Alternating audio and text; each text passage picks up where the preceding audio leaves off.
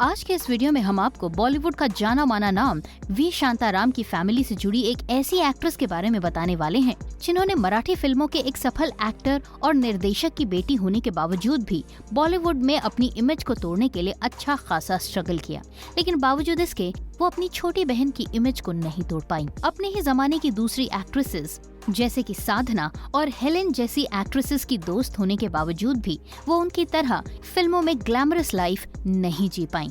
बॉलीवुड की इस एक्ट्रेस के ऊपर बेहद कम उम्र में परिवार की फाइनेंशियल जिम्मेदारियां आ गईं। अपनी जिम्मेदारियों को पूरा करते करते वो शादी भी नहीं कर पाईं और जवानी में जब उनका दिल जिस डायरेक्टर के लिए धड़कता था, जब वो उनसे अपनी मोहब्बत का इजहार नहीं कर पाईं और न ही उन्हें अपनी मोहब्बत का इजहार करने दिया क्योंकि वो बेहद शर्मीली थीं, तो आखिरकार वो अपने पहले प्यार को भी पूरा नहीं कर पाईं। बॉलीवुड की इस जानी मानी एक्ट्रेस को एक्टिंग की दुनिया और ट्रेजेडी के मामले में मीना कुमारी के समकक्ष माना गया। बॉलीवुड की ये एक्ट्रेस कोई और नहीं बल्कि है 1960 से 65 तक की बॉलीवुड की सेकंड हाईएस्ट पेड और 1970 से 1973 तक की third highest paid Bollywood actress Nanda. Actress Nanda अपने दौर की बेहद खूबसूरत और लाजवाब एक्ट्रेसेस में से एक थीं। नंदा का बॉलीवुड करियर बेहद कम उम्र में शुरू हो गया था। कारण था उनके पिता विनायक दामोदर कर्नाटकी, जो कि मराठी फिल्मों के एक जाने माने एक्टर और डायरेक्टर थे। पिता के सभी गुण नंदा में मौजूद थे, इसीलिए बेहद कम उम्र में नंदा ने अपने फिल्मी करियर की शुरुआत एज अ चाइल्ड एक्टर कर दी थी। बॉलीवुड का जाना माना नाम वी शांताराम नंदा के चाचा जी थे।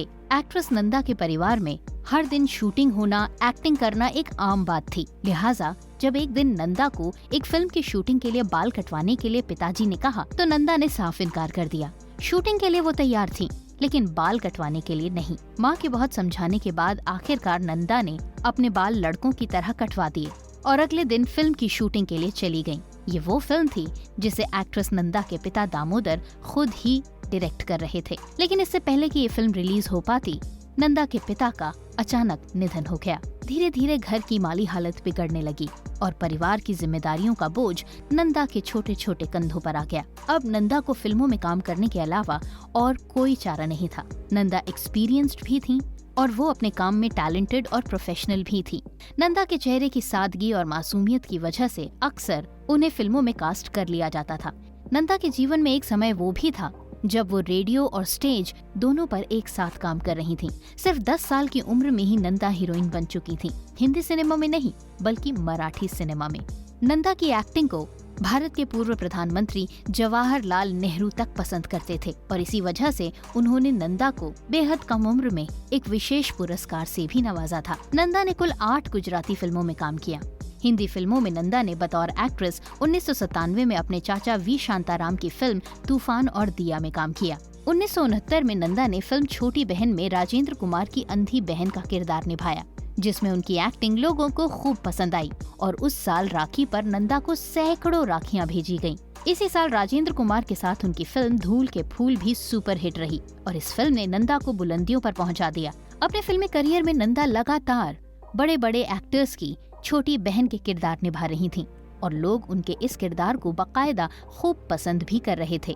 लेकिन धीरे धीरे जैसे जैसे नंदा फिल्म इंडस्ट्री में थोड़ी सी पुरानी और एक्सपीरियंस्ड होती गईं, वो अपनी इस छवि को तोड़कर ग्लैमरस रंग देना चाहती थीं, लेकिन ऐसा हो नहीं पाया। नंदा ने जिन भी फिल्मों में अपने आप को ग्लैमरस रंग देने की कोशिश की, वो फिल्म औंधे मुंह लुढ़क गईं।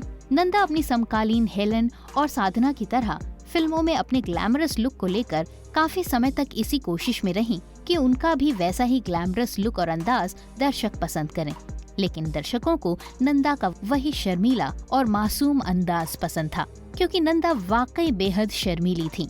ये उनका शर्मीलापन ही था कि अपनी जिंदगी में उनकी पहली मोहब्बत मशहूर फिल्म डायरेक्टर मनमोहन देसाई को उन्होंने कभी भी अपने मन की बात नहीं बताई। मनमोहन देसाई भी उनसे मोहब्बत करते थे। नंदा ने न कभी अपने प्यार का इजहार मनमोहन देसाई के सामने किया और न ही मनमोहन देसाई ने उनसे अपने मन की बात कही। इसका नतीजा ये रहा कि कुछ समय बाद मनमोहन देसाई की शादी हो गई और वो अपनी शादीशुदा जिंदगी में बिजी हो गए।